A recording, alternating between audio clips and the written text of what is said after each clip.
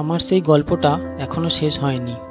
শোনো, পাহাড়টা আগেই বলেছি ভালোবেসেছিল মেঘকে, আর মেঘ কীভাবে শুকনো খটখটে পাহাড়টাকে বানিয়ে তুলেছিল 26 বছরের ছোকরা, সে তো আগেই শুনেছ।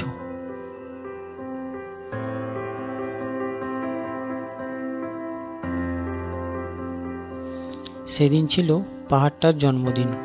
পাহাড় মেঘকে বললে, আজ তুমি লাল শাড়ি পরে আসবে। মেঘ পাহাড়কে বললে, আজ তোমাকে স্নান করিয়ে দেব চন্দন জলে।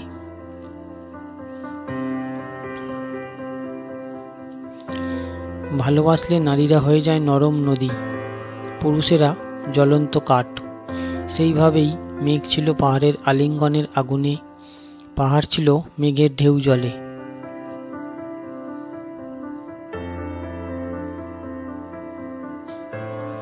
হঠাৎ আকাশ জুড়ে বেজে উঠল ঝড়ের জগঝম্প। ঝাঁকড়া চুল উড়িয়ে ছিনতাইয়ের ভঙ্গিতে ছুটে এলো এক ঝাঁক হাওয়া। মেঘের আঁচলে টান মেরে বললে, ওর ছুরি, তোর বিয়ে। এখনো শেষ হয়নি গল্পটা। বজ্রের সঙ্গে মেঘের বিয়েটা হয়ে গেল ঠিকই, কিন্তু পাহাড়কে সে কোনোদিনও ভুলতে পারল না।